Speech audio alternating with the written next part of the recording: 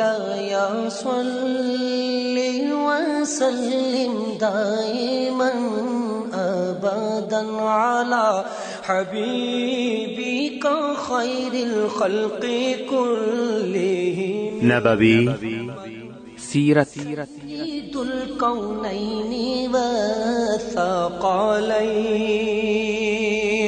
محمد سيد الكونين. په دې خبرونه کې به تاسو ته د رسول الله صلی الله علیه وسلم د ژوند حالات په تفصیل سره وړاندې شي.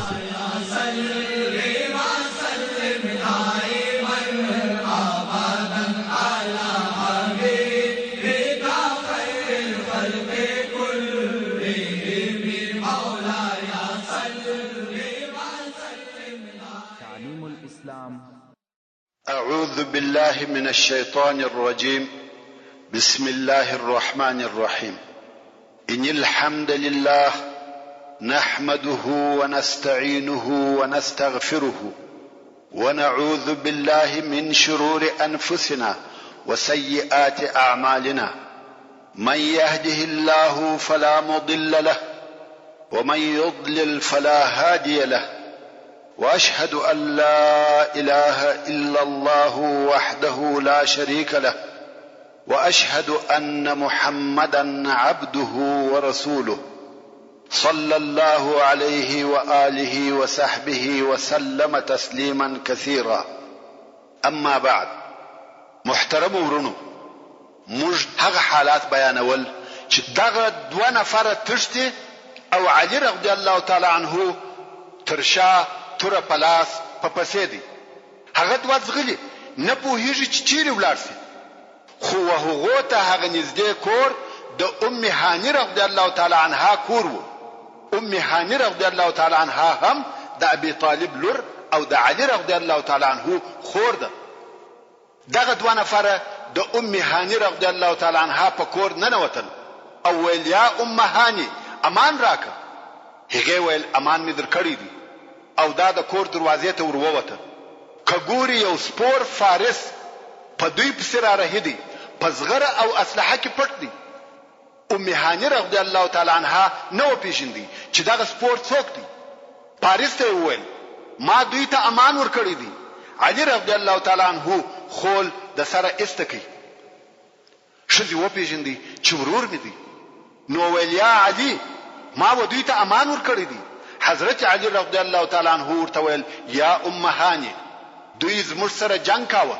هغه ویل بیا هم زما په جوار کې دی.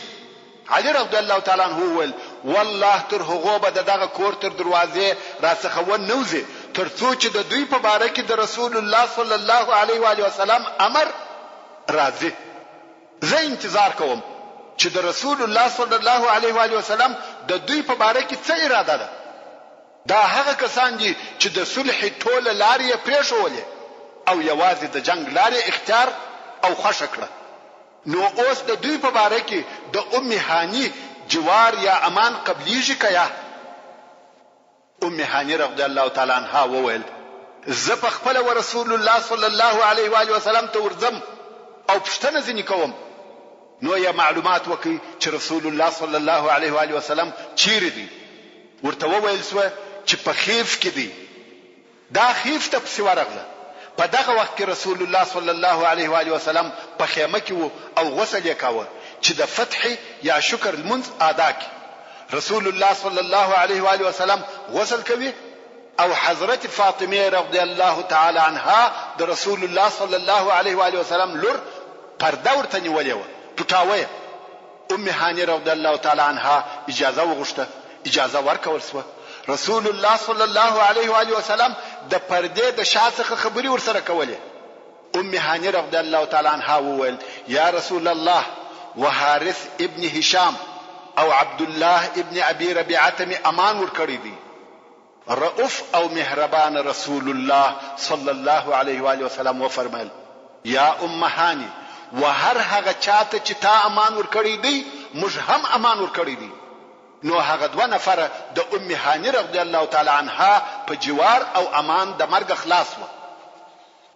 دا د رسول الله صلی الله علیه و آله وسلم او اسلام د طرفه و ښځې ته عزت او اکرام دی چې د یوې ښځې په شفاعت 2 نفره د اسلام دشمنان او د کفارو مشران چې صلح هم نه قبلول او د مسلمانانو سره جنگ کاوه، خو بیا هم د یوې مسلمانې ښځې په امان او جوار د مرګ خلاص و. دا هغه درجه او عزت دی چې الله جل جلاله په اسلام کې وښځو ته ورکړی دی. خیر، د مکه مکرمه پر شار د مسلمانانو پوره تسلط راغلی، هیڅ داسې قوت او طاقت نشته چې د مسلمانانو سره دی وجنګیږي. خالد ابن ولید رضی الله تعالی عنه د هغه خپل لشکره سره وخیف ته ورسېدی. رسول الله صلی الله علیه و آله وسلم ورغخ کړ، ویل یا خالد، آیا ما نوې امر کړی چې جنگ مکوه؟ خالد رضی الله تعالی عنه ویل یا رسول الله، والله نه پرېښولو، لارې نه راکول ترڅو چې جنگ ته مجبور شو. رسول الله صلی الله علیه و آله وسلم د عذر قبول کړي او کومه ملامتیه نه ورته ویل. عکرمه ابن ابي جهل او صفوان ابن امیه خو وتښتېده. عبد الله ابن سعد ابن ابي سرح او حبار ابن الاسود چې دا هم د هغه لسو نفرو څخه و، د نن په مکه مکرمه کې پټ شو. هند بنت عتبه هم پټه شوه.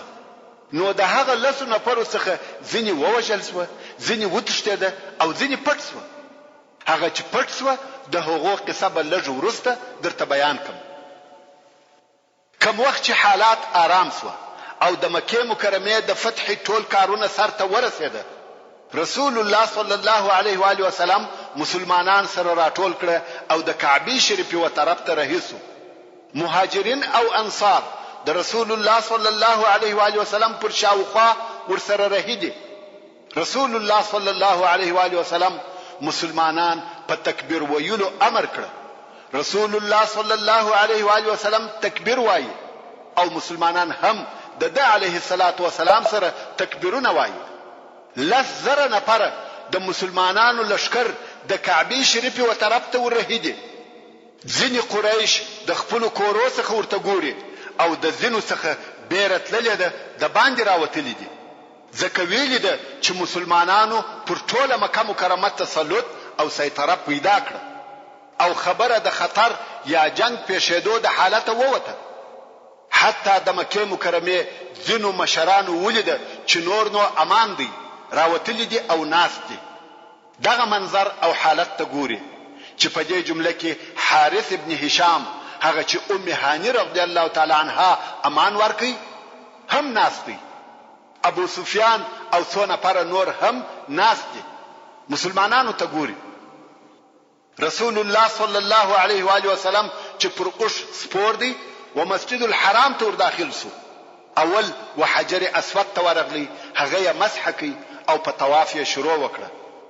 البته دغه طواف بل احرام په کالو کې او پر اوښ سپور دی طواف کوي، ځکه غواړي چې خلک یې وویني او په د صلی الله علیه و آله وسلم پسې اقتدا او متابعت یې وکړي.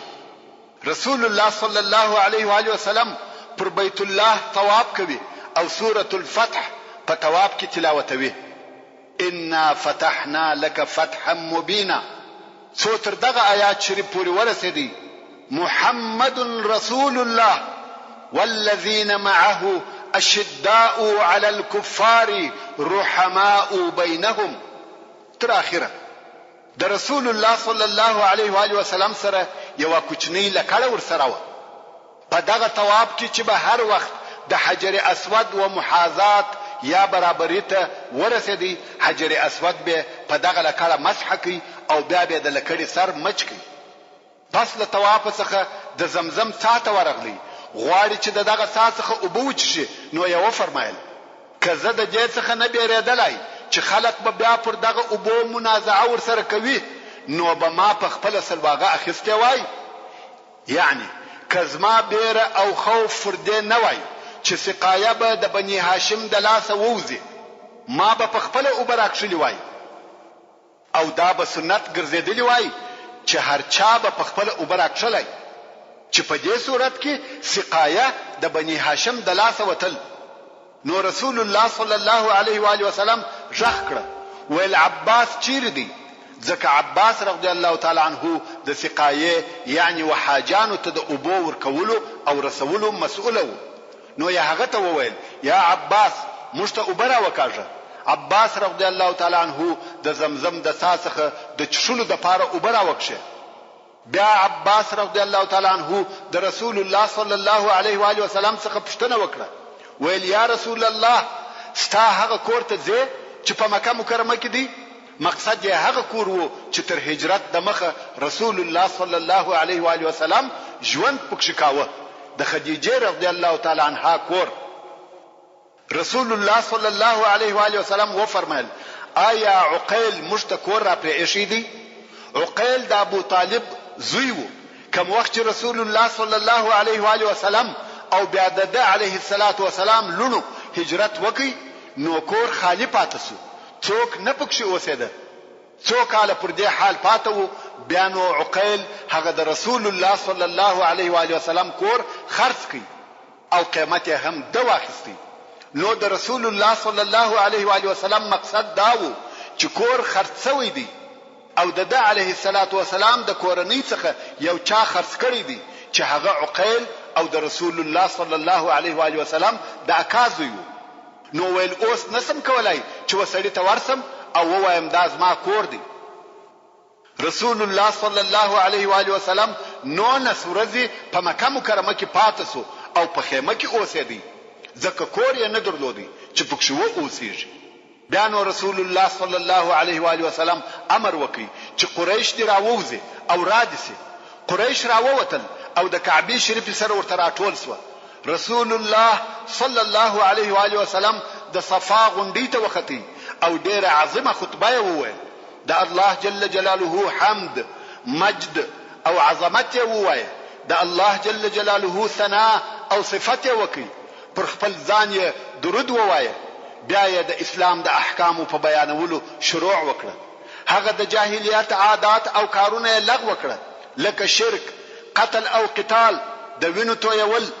په دغه ځای کې سود او ربا حرام کړه او وی فرمایل د جاهلیت ټول کارونه زما تر پښو لاندې دي، یعنی عبث او بهوده کارونه دي او تر دې وروسته نه اعتبار لري او نه چلیږي. اوس اسلام او د هغه احکام د اعتبار وړ او قابل د عمل دي. اسلام او د هغه احکام پر خلقو امر دي. د جاهلیت ټول عادات او رسومات، رواجونه او کارونه لغوه دي، بلا سدانه، سقایه او رفاده، یعنی د بیت الله الحرام اهتمام او غم خوردنی چې ودغه ته سدانه ویل کېده، او د حاجیانو د اوبو او خورو خدمت چې ودغه ته سقایه او رفاده ویل کېده. دغه کارونه پر خپل ځای پاتې دي. دغه دوه کارو فخر او شرف پر خپل ځای محفوظ او باقی دي، ځکه دغه لوی او مهم کار وو. خدمت او سخا پکښې وه، مګر د جاهلیت نور ټول کارونه او په هغو باندې فخر کول رسول الله صلی الله علیه و آله وسلم لغوه کړل. بیا یې قریشو ته هغه خپله مشهوره جمله وویل. وی فرمایل یا معشر قریش ما ترون انی فاعل بكم، یعنی څه فکر کوي چې زه به ستاسو سره څه وکم؟